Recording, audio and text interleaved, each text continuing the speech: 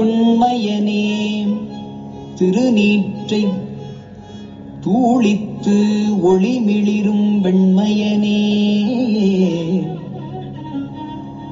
விட்டுடுதி கண்டாய் மெய் அடியவர்கட்கு அண்மையனே என்றும் சேயாய் பிறர்க்கு அரிதற்கு அரிதாம் பெண்மையனே துண்மை ஆண்மையனே அலிப்பெற்றியனே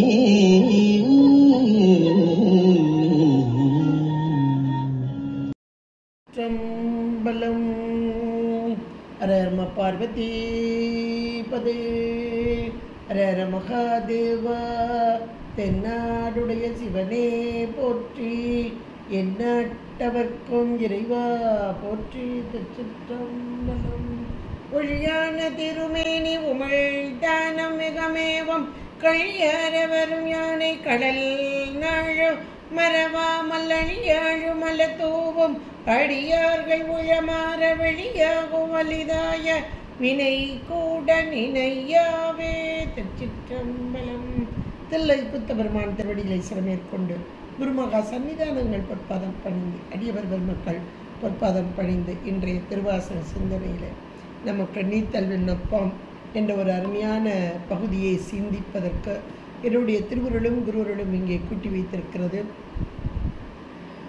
பிரபஞ்ச வைராக்கியம் என்று சொல்லக்கூடியதான நீத்தல், இந்த பிரபஞ்சத்தின் மீது பற்று இல்லாமல் நீத்தலும் இறைவன் மீது பற்று கொள்ளுவதுமாக அமைந்துள்ள ஒரு பகுதியாக அமைந்து மாணிக்க வாசகர் தன்னுடைய அனுபவத்தை எல்லாம் இங்கே அழகாக எடுத்து சொல்கிறார்.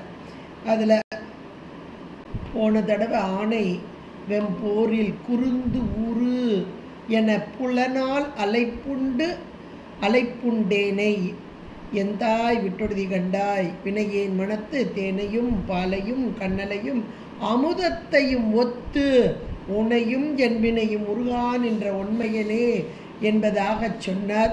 இறைவனை அப்படியே தனக்குள் இருக்கக்கூடிய இறைவனை கண்டு அனுபவித்த அந்த நிலையை அப்படியே அழகாக வார்த்தைகளாக்கி கொடுத்தார். இப்போ மீண்டும் இறைவனை அழகாக சொல்கிறார் பாருங்க. ஒண்மையனே திருநீற்றையும் உத்தூளித்து ஒளி மிளிரும் வெண்மையனே. முதல்ல ஒண்மையனே அப்படின்னார். அடுத்து திருநீற்றையும் உத்தூளித்து ஒளிமிளிரும் வெண்மையனே ஒட்டொடுதி கண்டாய் என்று சொன்னார். அடுத்து இந்த இறைவன் எப்படிப்பட்டவர் என்றார். மெய் அடியவர்கட்கு அண்மையனே என்றும் சேயாய் பிறர்க்கு. அடியவர்களுக்கு எப்படிப்பட்டவன் மற்றவங்களுக்கு எப்படிப்பட்டவன் சொல்லிட்டார். அரிதற்கு அரிதாம் பெண்மையனே தொன்மை ஆண்மையனே அலிப்பெற்றியனே. எவ்வளோ அழகா இறைவனை இறைவனுடைய குணங்கள் இதை சொல்லப்போனால் என் குணங்களையும் கூட இங்கே அப்படியே பட்டியலிட்டு காண்பிக்கிறார் நம்ம அப்படின்னு சொல்லணும். அப்படிப்பட்டதாக சிவப்பரத்துவம் இங்கே இந்த பாடலில் மிக அழகாக எடுத்து பேசப்படுகிறது. ஒண்மையனே அப்படின்றார். ஒண்மை என்றால் ஒளியின் தன்மை, ஒளிர்விடக்கூடிய அந்த பொருள், ஒளியின் தன்மையை உடையவன் இவன் என்பது போல. அதாவது ஒண்மை அப்படின்னு சொன்ன மாத்திரத்தில் ஒரு பொருள் ஒளி விடுகிறதுன்னா அந்த ஒளியாக இருக்க பொருள் இல்லை, அந்த ஒளி எப்படி இருக்கிறது அப்படின்றதான் இங்கே எடுத்தாங்க. அந்த ஒளி எப்படிப்பட்ட ஒளி? இன்றைக்கு உலகத்தில் எத்தனையோ ஒளிகளை எல்லாம் நம்ம பார்க்குறோம். வீட்டில் இருக்கிற கரண்ட் மூலமாக வரக்கூடிய ஒளியெல்லாம் பார்க்குறோம். அது அப்பப்போ வந்துட்டு கால இட எல்லைக்கு உட்பட்டதாக இருக்குது. அப்புறம் இதை கடந்து இயற்கை ஒளிகள்லாம் இருக்குது. சூரியன் இருக்குது, அக்னி இருக்குது, சந்திரன் இருக்குது. இதெல்லாம் ஒளிவிடும் பொருள் தான். ஆனால் இது எல்லாமே ஜடப்பொருள் தான். ஆனால் இறைவன் உண்மையனாக இருக்கிறான் என்றால் தானே ஒளிரும் பொருள். பிற பொருள் அதுக்கு தேவையில்லை. இப்போ சூரியன் அப்படின்னா அது தானாக தானே மெழுகுது அப்படின்னு நம்ம சொல்லுவோம். ஆனால் சூரியன் மெழுகிறது என்றால் இறைவன் உள்ளிருந்து அதை செயல்படுத்துகிறார். ஏன்னா அது ஜடப்பொருள். ஜடப்பொருள் தானாக ஒளிர்வது என்பது கிடையாது. அதனை செயல்படுவதற்கு ஒரு உயிர் பொருள் வேண்டும், அறிவு பொருள் வேண்டும் என்று பார்க்கிறோம். ஆனால் இறைவனோ பேரறிவும் பேராற்றலும் கொண்டவன், ஒளியாக உடையவன். இந்த ஒளிதான் உயிர்களாகிய நம்முடைய அறிவில் இருக்கும் அக இருளை நீக்க வந்த ஒளி. இறைவனை ஏன் ஒளி ஒளி என்கிறோம் என்றால், உயிர்களாகிய நமக்கு உதவ வந்த பொருள், இந்த பொருள் ஒளியாக இருக்கிறது, பேரறிவு பொருளாக இருக்கிறது, பேராற்றல் கொண்டதாக இருக்கிறது, தன்வயம் உடைமையாக இருக்கிறது, தானே செயல்படும் சுதந்திர தன்மை அதட்ட இருக்கு. அதனால உயிர்கள்ட்ட இருக்கக்கூடிய அறியாமை இருளை நீக்கும் தன்மை கொண்டதாக இருக்கு. இந்த பாடல் முழுக்க அப்படிப்பட்டதாக. ஏன்னா உயிர்களுக்கு நன்மை செய்ய வரும் இறைவன் எப்படிப்பட்டவன், அந்த கருணை எப்படிப்பட்டதாக இருக்கிறது, அந்த கருணையினால் நாம் பெறும் பயன் என்னன்றது தான் இந்த பாடலாக அமைந்தது. இவன் உண்மையனாக இருக்கின்றான் என்றால் ஒளி எப்படிப்பட்டவன், ஞான ஒளியோடு கூடியவன். ஞான ஒளி உண்மையன் என்றால் இங்கே ஒளி. இந்த ஒளி எப்படிப்பட்டது, ஞான ஒளி, ஞானமயமான பரம்பொருளாக இருக்க. ஏன்னா அஞ்ஞான வயப்பட்ட உயிர்களின் அஞ்ஞான இருளை நீக்குவதற்கு வந்த ஞான பரம்பொருள் என்று நாம் கொள்ள வேண்டும். அப்படிப்பட்ட ஞான வடிவானவனே, உண்மையனே என்று சொல்லி, இப்படிப்பட்ட பரம்பொருள், ஞானமே வடிவான பரம்பொருள் கருணையே வடிவாக இருக்கிறதா. அப்போ கருணை வடிவு அப்படின்றத எப்படி நம்ம உணர்ந்து கொள்ளனா, திருநீற்றை உத்தூளித்து ஒளிமிளிரும். இவன் ஒளிதான். ஒளி என்றால் இங்கே ஞான ஒளிதான். அந்த ஞான ஒளியான பரம்பொருள் கருணையின் வடிவாக இருக்கிறது. அந்த கருணை வடிவு எப்படி தெரிகிறது, உடம்பெல்லாம் திருநீர் பூச்சி. இப்போ குழைச்சி பூசுறது அப்படின்றது நம்ம தீட்சை எடுத்தவங்களுக்கு தெரியும். அதை உபதேசம் பெற்று அந்த சமய அனுஷ்டானம் செய்யும்போது குழைத்து, இந்த குழைத்து அப்படின்போது அந்த மந்திரங்கள் எல்லாம் சொல்லி அந்த நீரினால் அந்த கையில் எடுத்து குழைச்சி இந்த இடங்களில் பூசணும், இவ்வளவு அளவில் பூசணும் அப்படின்றதெல்லாம் நமக்கு சொல்லப்பட்டிருக்கு. இது இறைவனுடைய கருணையினால் நமக்கு கிடைக்குது, அந்தந்த காலகட்டங்களில் கிடைக்குது. மன்னதனில் பிறந்தைத்து மாண்டு விழ கடவேனை எண்ணமில்லா அன்பருளி என்னை ஆண்டிட்டு என்னையும் தன் சுண்ண வெண்ணீர் அணிவித்து தூய் நெறியே சேரும் வண்ணோம் அண்ணல் எனக்கு அருளியவாறு பெறுவார் அச்சோவே. சுண்ண வெந்நீர் அணிவித்து, நல்ல ஒரு அருமையான பாடல் அச்சோபதிகத்தில். ஏன்னா சாதாரணமாக எடுத்து உத்தூளமாக பூசுறதுன்றது சாதாரணமான ஒன்று. அதுவும் கூட சிலர் கொஞ்சோண்டு பூசுவாங்க, சிலர் கொஞ்சம் கூட கொஞ்சம் பூசுவாங்க, அப்படிலாம் இருக்கும். ஆனால் முறையாக தீட்சை பெற்று உபதேசம் கேட்டு இந்த திருநீற்றை கையில் எடுத்து மந்திரத்தை சொல்லி நீர் விட்டு குழைத்து ஒவ்வொரு இடத்துலையும் இவ்வளவு பூசுகிறோம் பாருங்க. இது நாம செய்கிறதா இல்லை. சுண்ண வெந்நீர் அணிவித்து, அந்த அந்த வார்த்தையை எடுத்து பாருங்க. அணிதல் என்பது சாதாரணமான தன்வினை, அணிவித்து அப்படின்னா பிறவினை. அப்போ இறைவன் செய்கிறான், நமக்கு செய்கிறான், உயிர்களாகிய நமக்கு. அதை இவ்வளோ பெரிய கருணை அப்படின்றத நம்ம இதில் புரிஞ்சுக்கலாம். அணிவித்து என்பதாக. இப்போ நாம் இறைவனுடைய கருணையினால் இந்த தீட்சை பற்றி இப்படியெல்லாம் நம்ம அனுஷ்டானம் பண்ணும்போது நல்லா குழைச்சி பூசுகிறோம். இறைவன் உடம்பெல்லாம் திருநீர் பூச்சி. அது நம்ம நிறைய பாடல்களில் கூட பார்க்கலாம். இன்றைக்கி கோவிலில் போனாலும் நடராஜ பெருமானை பாருங்கள், உடம்பெல்லாம் திருநீர் பூச்சி அவ்வளோ அழகாக இருக்கும். பார்க்கும்போதே மனதிற்கு அப்படி நிகழ்ச்சியை கொடுக்கக்கூடியதாக இருக்கும். அப்போ இறைவன் ஏன் பூசுகிறான்? நாம் பூசுறதுக்கு காரணம் நம்முடைய மலங்கள் நீங்க வேண்டும் என்பதற்காக, மல நீக்கம் பெறுவதற்காக நாம் பூசுகிறோம். ஆனால் இறைவனுக்கு என்ன மலமாக இருக்குது? அவன் ஏன் பூசணும் அப்படின்னா, அவன் பூசுவது எது அப்படின்னா, பூசுவதோ வெந்நீர் பூண்பதுவோ பொங்கரவம்.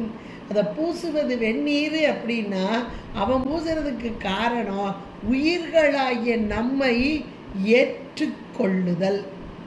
அப்படியே ஏற்றுக்கொள்ளுதல். இந்த ஏற்றுக்கொள்ளுதல் என்பதான கருணை. உயிர்களை ஏற்றுக்கொள்ளுதல் என்பது இறைவனுடைய பெரும் கருணை. இப்போ இந்த இடத்துல திருநீற்றையும் உத்தூளித்து, அப்போ உடம்பெல்லாம் சாமி பூசுகிற திருநீர், நாம் பூசுகிற திருநீர் நம்ம அடியார்கள்ட்ட செஞ்சது பார்த்து பார்த்து வாங்கியிருக்கோங்க, நல்ல பசுஞ்சாணத்தில் செஞ்சது, அடியார்களால் செய்யப்பட்டது அப்படியெல்லாம் இன்னைக்கு நம்ம சொல்லுவோம். ஆனால் சாமி எந்த கடையில் போய் திருநீர் வாங்கி பூசினார், அல்லது எந்த அடியார்கிட்ட போய் வாங்கி பூசினார் அப்படின்னா சுடுகாட்டு சாம்பல். அவர் இருந்து ஆடும் இடம் எது? புறங்காடு, இடுகாடு. அங்கு உள்ள அந்த சாம்பல் அதையே எடுத்து உடம்பெல்லாம் பூசிக்கொள்ளும் இறைவன். எவ்வளோ ஒரு இதை நினைக்கும் போதே எப்படிப்பட்ட கருணை என்று நமக்கு தெரியும். இதுதான் பெருங்கருணை. அப்போ எல்லா உயிர்களுடைய உடம்பெல்லாம் இங்கே அழிக்கப்படுகிறது. உடம்பை கொடுத்த இறைவன் ஒரு காலகட்டத்தில் இந்த உடம்பு நீக்கப்படுகிறது. அது இழைப்பு காலம் அப்படிலாம் சொல்லுவோம். அப்போ அந்த நேரத்தில் அந்த உயிர்களின் உடம்பு அந்த நீக்கப்படுது பாருங்க, சாம்பலா, அதை எடுத்து தான் ஏற்றுக்கொள்ளுதல். அப்போ உயிர்களாகிய நாம் எல்லாரும் இருக்க வேண்டிய இடம் எது அப்படின்னா இறைவனுடைய திருமேனி என்பதை நாம் உணர்ந்து கொள்ள வேண்டும் என்பதற்காக, நாம் உணர்ந்து கொள்ள வேண்டும் என்பதற்காக ஒரு குறியீடாக. அவ்வளோ இதை புரிந்து கொள்ளுதல் அப்படின்றது கொஞ்சம் கடினம்தான். ஆனாலும் கூட நம்முடைய சாத்திரங்கள் தோத்திரங்கள் மிக தெளிவாக இதை நமக்கு எடுத்து எம்பக்கூடியதாக இருக்கிறது. இறைவன் எம்பெருமான் கருணா வடிவானவன். இந்த கருணையின் வடிவு என்பது எதிலே தெரிகிறது? உடம்பெல்லாம் திருநீற்று பூச்சி. இந்த திருநீற்று பூச்சை காணும் போதெல்லாம் நாமும் இவ்வாறு வர வேண்டும். இறைவா எம்பெருமானே உன்னோடு ஏய வேண்டும் என்ற உணர்வு நமக்குள் ஏற்பட வேண்டும் என்பதற்காக இங்கே திருநீற்றை உத்தூளமாக அப்படியே எடுத்து பூசக்கூடியவனாக திருநீற்றையும் உத்தூளித்து அதனால் ஒளி மிளிரும் வெண்மையனே. இறைவன் எப்படி இருக்கிறான்னா முதல்ல ஒன்மையனேன்றார், ஒளி மயமானவன் என்பதாக. அந்த ஞான வடிவு, உண்மையினாலே ஞான வடிவு, அது ஒளி வடிவு தான். இங்கே அந்த ஞானமே வடிவான பரம்பொருள் கருணையின் வடிவாக காட்சி தருகிறது. எப்படி? திருநீற்றை உத்தூளித்து அந்த பூசிய மாத்திரத்தில் உயிர்களெல்லாம் தனதாக்கி கொள்ளும் தன் நிலைமை மண் உயிர்கள் சார தரும் சக்தி பின்னமில்லான் எங்கள் பிறான். அந்த கருணையின் வடிவு அதிலே மிக தெளிவாக தெரியக்கூடியதாக இருக்கிறது. உத்தூளித்து ஒளிமிளிரும் வெண்மையனாக கட்சி. நீ விட்டுருவியாப்பா? விடமாட்ட. இப்படிப்பட்ட கருணாமூர்த்தி விட்டுடுதி கண்டாய் என்று சொல்லி இறைவனுடைய பெருமைகளை அப்படியே அழகா பட்டியல் போடுறார். எப்படிப்பட்டவன் அப்படின்னு. மெய் அடியவர்கட்கு அண்மையனே. இன்றைக்கு மெய் அடியவர்கள் அப்படின்னா மெய் என்றால் உண்மை. உண்மையை உணர்ந்து, எது உண்மை எது பொய், மெய் பொய் என்ற இரண்டு சொல். இந்த 6ஆம் சூத்திரம் படித்தா ஓரளவுக்கு தெரியும். இந்த மெய் பொய், சத்து அசத்து. மெய் பொய்னா உலகியல்ல வேற ஒரு பொருள், பொய்னா இல்லாததெல்லாம் பேசுறது, மெய்னா உண்மை. ஆனால் இங்கே அப்படி இல்லை. நம்முடைய சாத்திரங்கள் சொல்வது மெய் என்றால் நிலைத்த பொருள், என்றும் உள்ள பொருள். என்றும் உள்ள பொருள் எது? மெய்ப்பொருள் எது?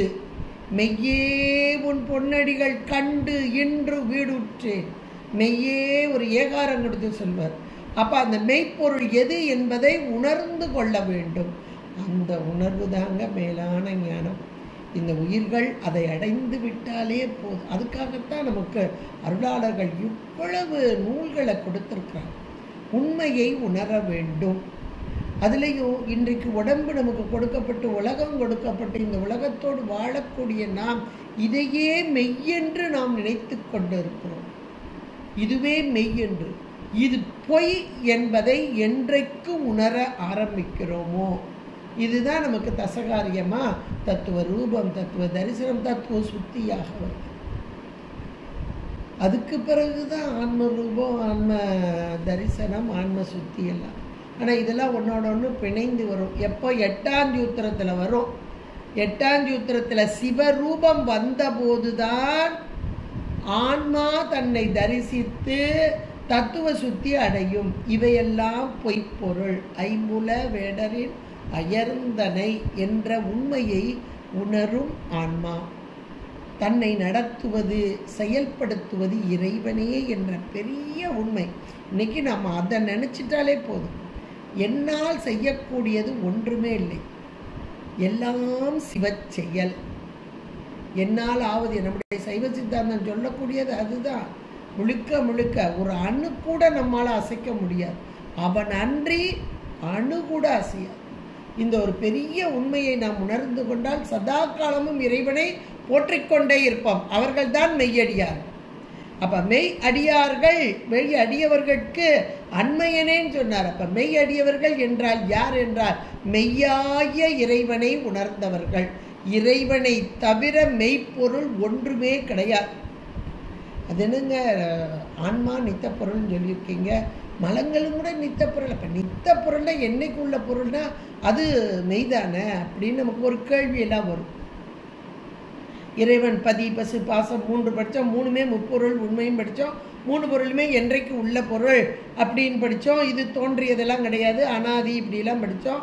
அப்போ அது நித்தம் தானே அப்படின்னு ஒரு கேள்வி எல்லாருக்குமே அது வரும். ஆனால் இங்கே மெய் அடியவர்களுக்கு இருக்கு. அப்போ மெய் என்பது என்னன்றது தான் இங்கே கேள்வியே. மெய் என்றால் என்றைக்கும் மாறாத தன்மை.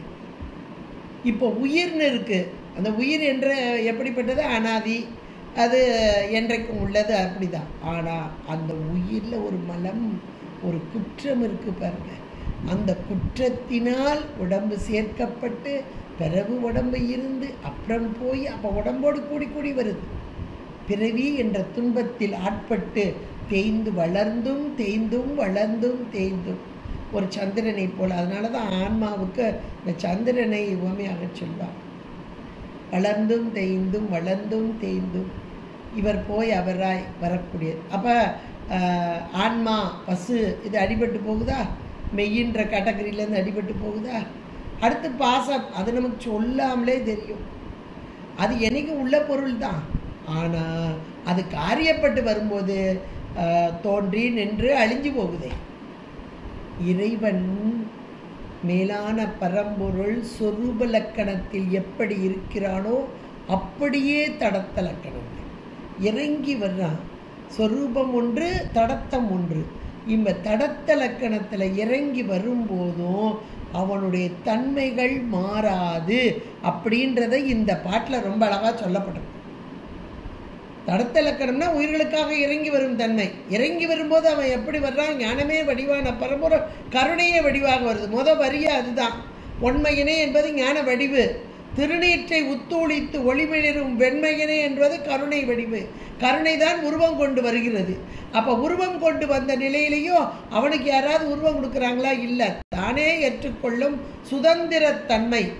அந்த உருவத்திலும் அவனுடைய தன்மை ஒரு காலம் மாறாது. தன்மை மாறாத தன்மை தான் இங்கே எடுத்தாளப்படுகிறது. அதுதான் மெய்.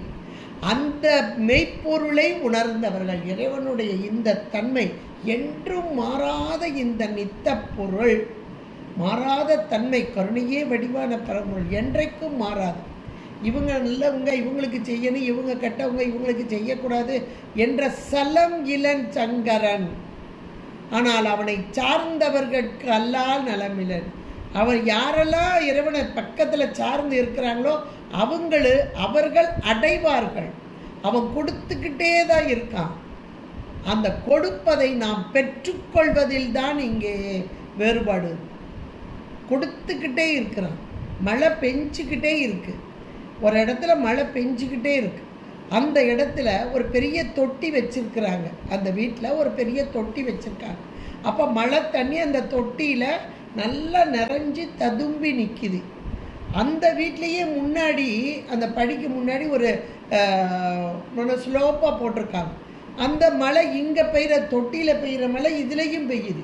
அப்படியே பெஞ்சு பெஞ்சு பெஞ்சு கீழே ஓடிடுது. அந்த வாய்க்கால் வழியாக ஓடி போயிடுது. அப்போ இங்கே நிற்குதா? நிற்கலை. இங்கே தேங்கி நிற்கிது. அப்போ என்ன பொருள்? மழை என்னவோ பெய்வது ஒரே மாதிரி தான். இங்கே பெய்கிற மழை தான் இங்கேயும் பெய்யுது. ஆனால் இது பாத்திரம் அழகாக அமைந்துள்ளது ஏற்றுக்கொள்வதற்கு. இங்கே அது இல்லை, ஓடிவிடுகிறது. இறைவனுடைய தன்மையும் அப்பன்மை அடியவர்களுக்கு அண்மையனே.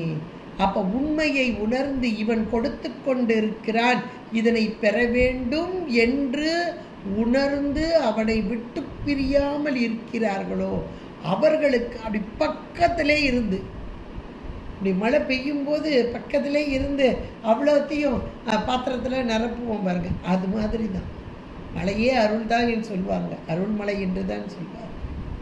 அண்மையனே, அந்த மெய் அடியவர்களுக்கு, மெய் அடியவர்கள் என்பது திருநீரு, திருக்கண்டிகை, சிவ வேடம் தாங்கி நல்ல தவ ஒழுக்கம் பூண்டு சதா காலமும் இவருடைய திருவடியே நினைந்து உருகும் அடியவர்கள், சித்தத்தை சிவமாக்கி சதா காலமும் சித்தத்தில் சிவமே நிறைந்திருக்கும் அப்படிப்பட்ட அடியவர்கள். இவர் நம்ம நம்பி ஆரூர்லாம் எடுத்துட்டா சொல்லும்போது சொல்வார், நற்றவா உன்னை நான் மறக்கினும் சொல்லும்னா நமசிவாயவே. சாமியை மறந்தாலும் பரவாயில்ல, நமசிவாய மந்திரத்தை மறக்கக்கூடாதுங்க. அப்போ அதனுடைய பொருள் என்ன அப்படின்னா, சதா காலமும் அந்த நினைவில் இருத்தல். அந்த நமசிவாய அந்த மந்திரம் அப்படி சதா காலம். இறைவனை கொஞ்சம் மறந்தா கூட இந்த நமசிவாய மந்திரம் அது எளிமையான ஒன்று. அது எப்பவுமே மனசுக்குள்ளே இருக்கணும். இருந்துக்கிட்டே இருந்தால் இங்கே மேலான நிலையை அடையலாம் என்று. அதான் அந்த மெய் அடியவர்களுக்கு அண்மையனே, அருகில் நெருக்கமாக இருக்கக்கூடியவனே என்று சொல்லி, என்றும் சேயாய் பிறர்க்கு, அப்படி அதை பிரிச்சுக்கோங்க. என்றும் சேயாய் பிறர்க்கு. பிறர் என்பது இங்கே முதல்ல என்ன சொன்னார்? மெய் அடியவர்கள்னார். இப்போ ரெண்டாவது ஒரு கேட்டகரியை கொண்டு வரார், பிறர்.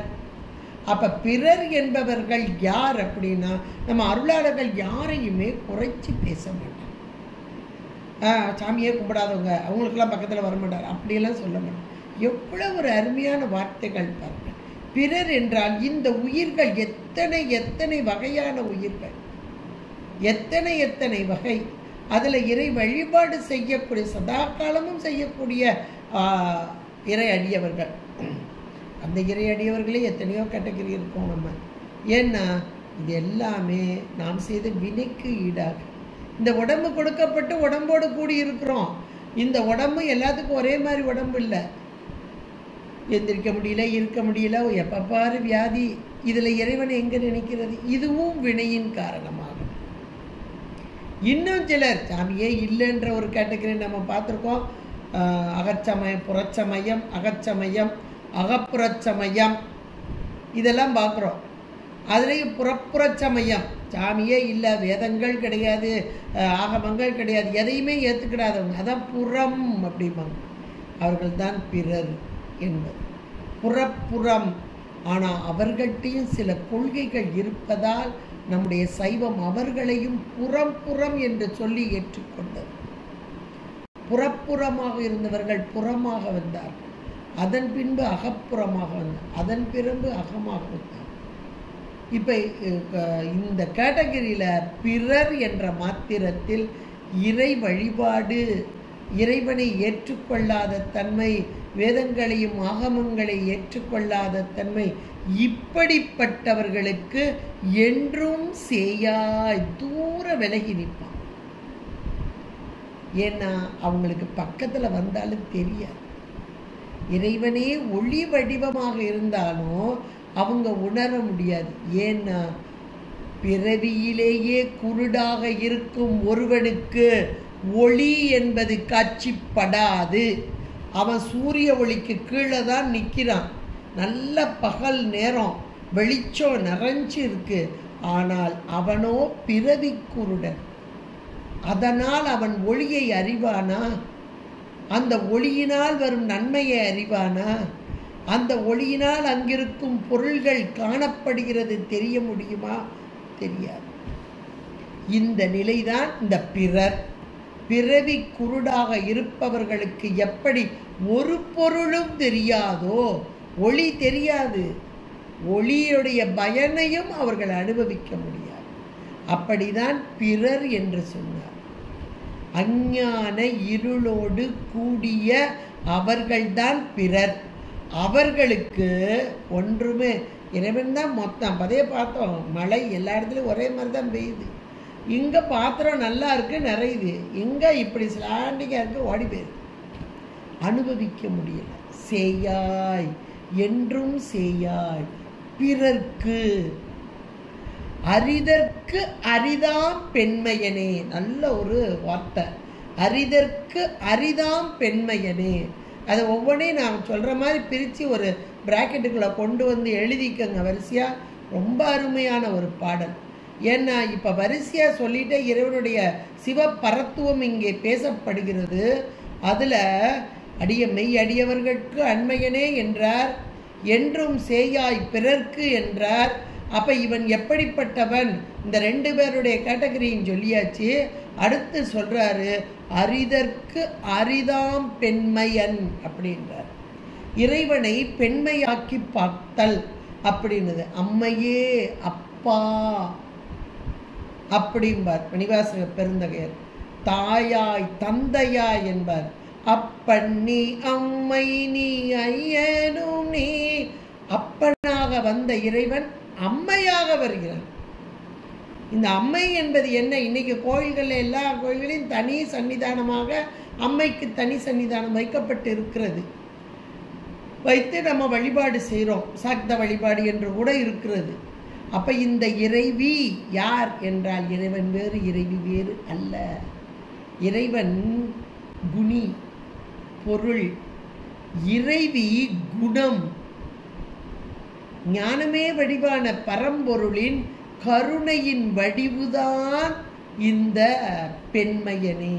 பெண்மையன் என்றால் தாயின் வடிவு, அம்மையின் வடிவு, மங்கையின் வடிவு, அழகான பெண் உரு.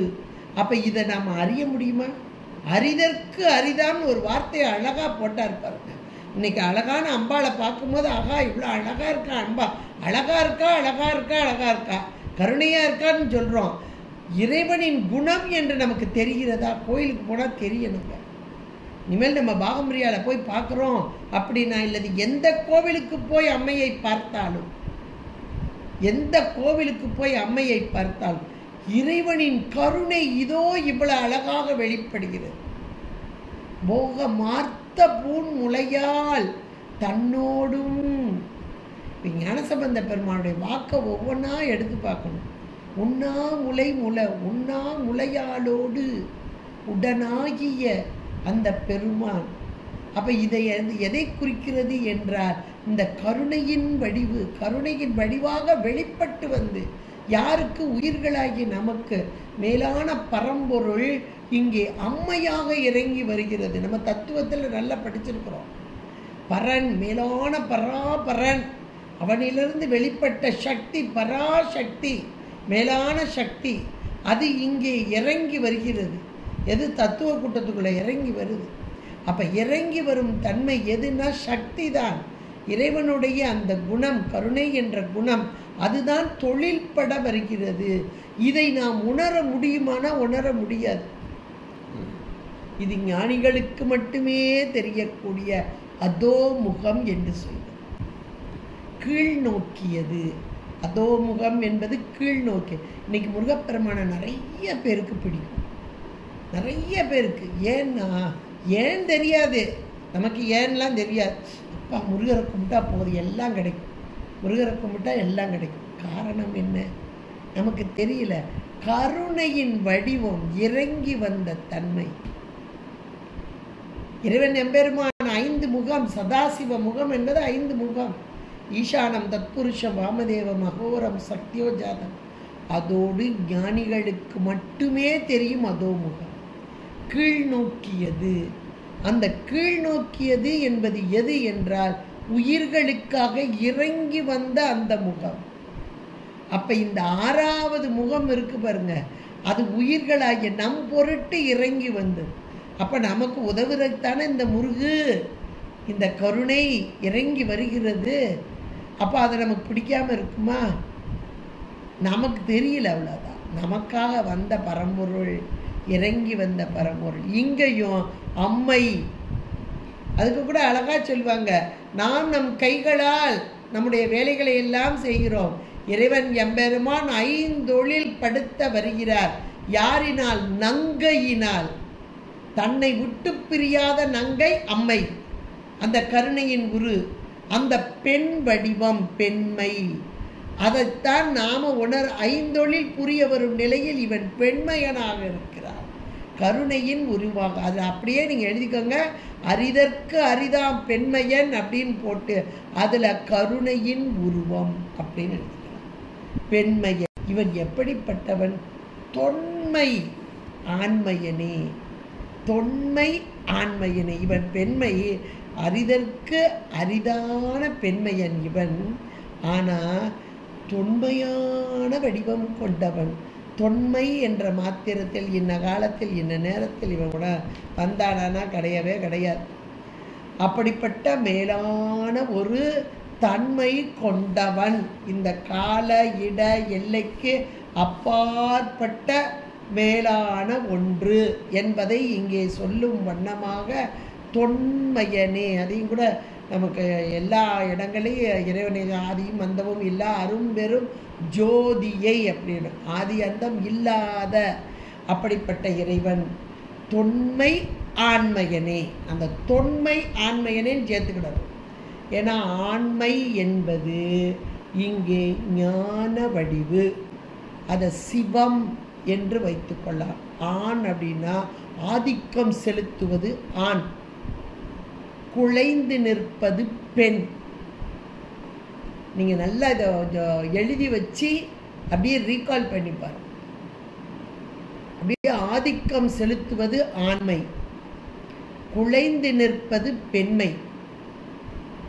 இப்போ இறைவன் ஞான வடிவு, ஞான வடிவு கொஞ்சம் கூட அசையாது. ஞானம் தன் நிலையில் மாறாத தன்மை, அதுதானே அந்த ஆதிக்கம் செலுத்துறதுன்றது. இப்ப ஞான வடிவு என்பது தொன்மை ஆண்மையனே. அப்ப ஆண் தன்மை கொண்டவனாக, ஞான வடிவு கொண்டவனாக இருக்கும் பரம்பொருள் இங்கே யாராலும் அறிய முடியாத இவன் குழைஞ்சி வர்றான், உயிர்கள் பொருட்டு இறங்கி வர்றான். குழைஞ்சி வர்றான்னா இறங்கி வர்றான். இந்த குழைத்த பத்தே அதுதான். ஆன்மா எப்போ இறைவனை உணர முடியும் அப்படின்னா, அவன் குழைஞ்சி வந்து நம்மளோட இருக்கிறான்றத உணர்ந்து இந்த ஆன்மா குழைஞ்சி அவனோட இணையும் போது புரியும். அப்ப ஆன்மா குழையணும்னா அதனுடைய ஆணவமலை நீங்கணும். அதுதான் அப்படியே அப்படி இறுக்கி போய் நிற்கிது. எப்படிப்பட்டதா இருக்குது? நெஞ்ச கல்லும் கல்லாகி நிற்கிறது. அது கனண்டு கொண்டு இருக்கும் கல்லா, நெகிழ்ந்து உருக, அது நெகிழ்ச்சி அடையணும். அது கல், அதை கல்லை என்ன செய்யணும்? பிசைகிறாரா ஜாமி, கல்லை பிசைந்து கனியாக்கி. அப்பத்தான் குழைந்த போதுதான் உள்ளே இருக்கும் பரம்பொருளின் தன்மை வெளித்தெரிகிறது, உணரப்படுகிறது. இன்னும் சொல்ல போனா இந்த பரம்பொருள் தான் இதை நமக்கு செய்கிறது என்ற உணர்வு நமக்கு வருது. ஏன்னா சிவரூபத்தில் தான் ஆன்ம தரிசனம். 8ஆம் சூத்திரம் தான் இதை நம்ம சொல்லுது. இப்ப இறைவனுடைய பரத்துவம் தான் இங்கே பேசப்படுகிறது. அரிதற்கு அரிதாம் பெண்மையன் இவன். ஆனால் இவன் எப்படிப்பட்டவன் தெரியுமா? தொன்மை ஆண்மையனே. தொன்மை ஆண்மையன என்றைக்கும் உள்ள ஞான வடிவுதான் இவனுடைய வடிவு. இன்றைக்கு பெண் வடிவாக வந்திருக்கிறான், யாராலும் அறிய முடியாத பெண் வடிவு கொண்டிருக்கிறான். ஆனால் என்றைக்கும் உள்ள ஆண் வடிவு என்ற மாத்திரத்தில் எல்லாவற்றிலும் சுதந்திரத்தை, இது எல்லாமே என் குணங்கள் அப்படியே பட்டியல் போற்றலாம். சுதந்திரத்தன்மை, அவனாகவே செயல்படும் தன்மை, பேராற்றலும் பேரறிவும் சுதந்திரத்தன்மையும் தன்வயம் உடைமையுமாக கொண்ட இறைவன் ஞானமே வடிவான பரம்பொருள் தொன்மை ஆண்மையனே என்று சொல்லி கடைசியா சொல்றாரு அலி என்கிறார். பெண்மை சொன்னார், ஆண்மை சொன்னார். இப்போ மூணாவதா சொல்றார் அலி பெற்றியன். பெற்றியன் என்ன? தன்மை. அப்ப அலியின் தன்மை என்பது என்ன அப்படின்னா, பெண்ணாகி வரும் இறைவன், ஆணான இறைவன். இவன் ஆண் வடிவு, ஆண்னா இவனுக்கு வடிவு எதுவுமே கிடையாது, எல்லாவற்றுக்கும் காரணம் இவன் தானே, மூலமானவன். அதனால் சிவப்பரம்பொருள் என்பது ஆண் தன்மையாக சொல்கிறோம். ஆனால் இவன் அலி என்கிற அலிப்பெற்றியனே.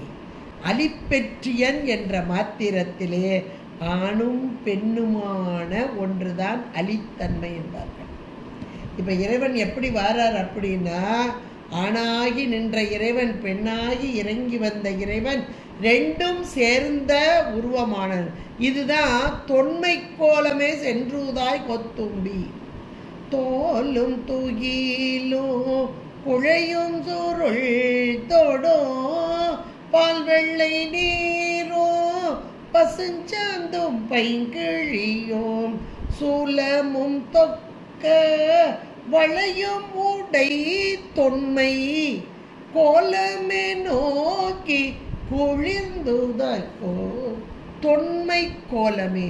அப்ப தொன்மை கோலம் எது என்றால், ஒரு பக்கம் ஆணாக ஒரு பக்கம் பெண்ணாக, தோளும் துயிலும் குழையும் சுருள் தோடும், குழை ஒரு பக்கம், தோடு ஒரு பக்கம், பால் வெள்ளை நீரும் பசுஞ்சாந்தும் பைங்கிழியும் சூலமும் தொக்க வளையும் உடை உடைய தொன்மை கோலம். அப்ப ஆணாக பெண்ணாக இரண்டுமாக சேர்ந்த அந்த தன்மை, அதுதான் அலி என்று சொல்லப்படுகிறது.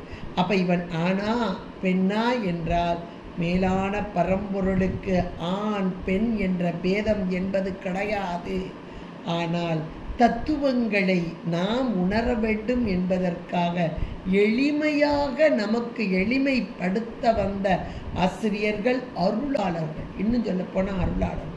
ஏன்னா நமக்கு புரியணும் இறைவன் எப்படிப்பட்ட கோலம். நமக்கு புரிஞ்சாதான் நம்ம முதல்ல இறைவனை புரிந்து கொண்டு அதுக்கப்புறம் வழிபாடு செய்யணும். வழிபாடு செஞ்சுட்டு புரிகிறது ஒரு பக்கம். இன்னைக்கு வழிபாடு செய்கிறோம், ஆனால் புரியாமல் வழிபாடு செய்யணும். புரிந்து வழிபாடு செய்து அப்படி அன்பு மேலூர்ன்றோம். இப்போ இந்த பாட்டை நினைச்சாலே அன்பு மேலு. எனக்காக இறங்கி வந்த இவன் ஆணான தன்மை கொண்டவன், பெண்மையாகி இறங்கி வந்த தன்மை, ஆணும் பெண்மையான தொன்மை கோலம் பூண்டவன். இது சொரூப லக்கணத்தில் வரக்கூடியது. தொன்மை கோலம் எது என்றால், ஆணும் பெண்ணுமாக இணைந்திருக்கும் இறைவன் எம்பெருமான் உயிர்களுக்காக இறங்கி வந்த தன்மையிலே பெண்மையனாக, ஆனால் எல்லாவற்றையும் ஆளும் தன்மையிலே ஆணாக ஞான வடிவாக. அவ்வளோதான் இந்த பாட்டு முழுக்க. அதுதான் முதல் வார்த்தையும் அதுதான், ஒன்மையனே. ஒன்மையனே என்ற இடத்துல அப்படியே நீங்கள் பிராக்கெட் போட்டு ஞான வடிவானவன். ஞான வடிவான் என்பது ஆண் தன்மை. திருநீற்றை உத்தூளித்து ஒளிமிளிரும் வெண்மையனே. இது உயிர்களையெல்லாம் ஏற்றுக்கொள்ளும் கருணை வடிவு தாய் அன்பு. பால் நினைந்து ஊட்டும் தாயினும் அப்படிப்பட்ட தன்மை இங்கே சொல்லப்படுகிறது. ஆணாகி சொல்லி பெண்ணாகி சொல்லி, அங்கே இப்படிப்பட்ட அம்மையப்பனாக இருக்கும் நீ என்னை விட்டுருவியா? விடமாட்ட. நீ அப்படிப்பட்டவன்மை அடியவர்கள், உண்மையை உணர்ந்த அடியவர்கள். இது சத்து, இது அசத்து, இது நிலைத்த பொருள், என்றும் உள்ள பொருள், மாறாத பொருள், இது மெய்ப்பொருள் என்று உணர்ந்த அடியவர்கள்.